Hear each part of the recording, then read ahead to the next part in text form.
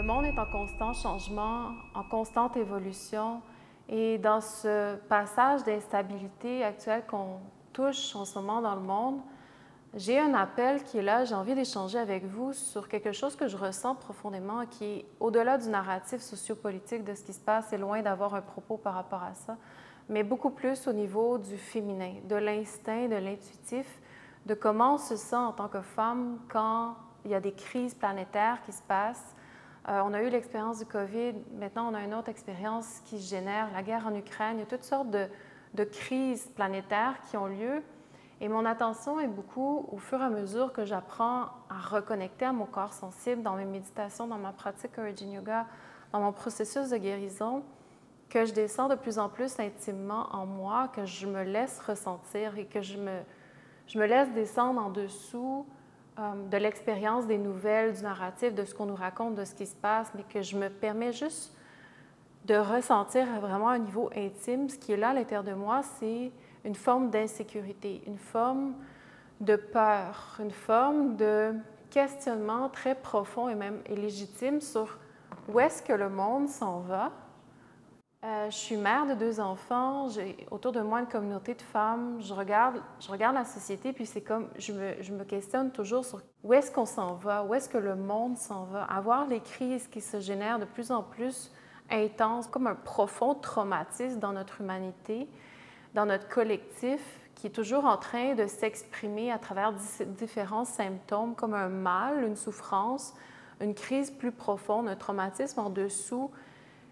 entre l'homme et la femme, nos sociétés, notre civilisation, qui est toujours en train de popper à travers différents symptômes de crise planétaire, mais qui, en dessous, essaie de pointer à quelque chose de beaucoup plus profond. Et quand je ferme les yeux, je descends en moi chaque matin dans mes méditations, c'est comme si je me permets de toucher à cette fréquence-là, à cette vibration-là,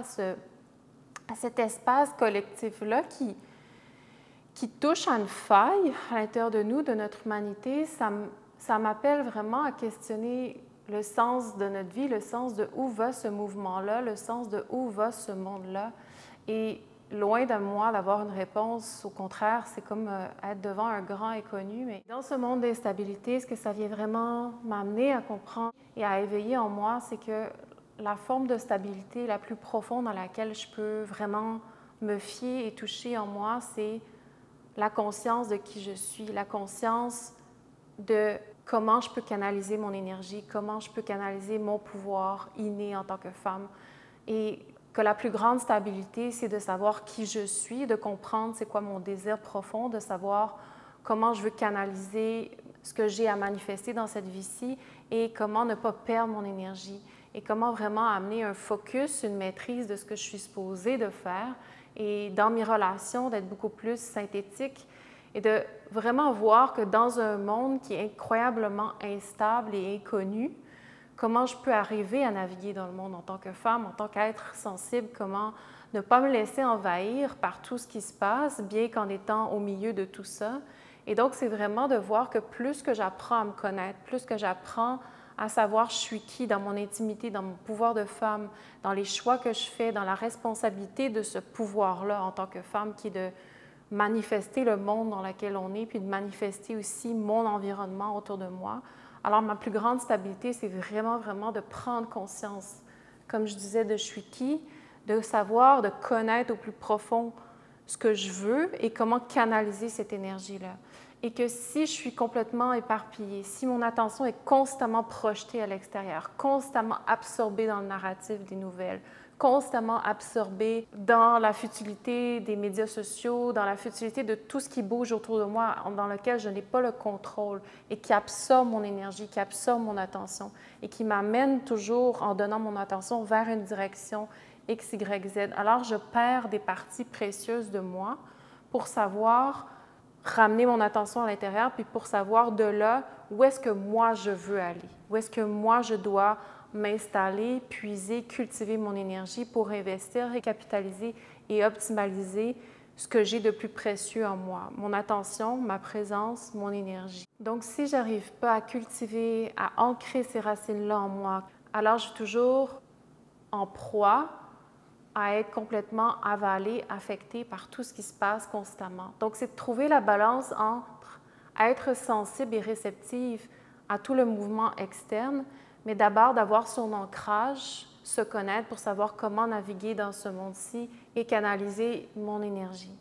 Et ça commence en revenant, ramenant son attention à l'intérieur de soi, dans son corps. Ça commence en étant en contact avec soi. Ça commence par savoir méditer le matin, savoir fermer les yeux, savoir se donner des moments d'introspection, savoir être moins diverti par le monde extérieur, ramener son champ d'attention puis de présence à l'intérieur de soi, dans son corps. Et c'est vraiment l'invitation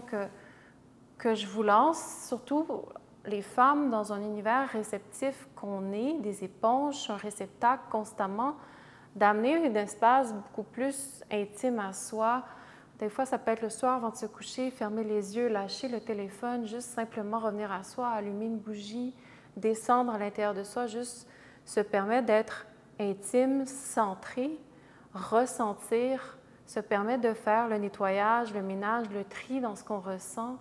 Le matin, quand on se lève, avant de prendre son téléphone, puis tout de suite se faire avaler, se faire prendre son attention, juste peut-être s'asseoir un moment, cultiver un espace d'introspection avant de commencer sa journée. Parce que si on n'a pas ces racines-là à l'intérieur de soi, si on ne sait pas être dans notre maison, dans notre corps, dans notre temple,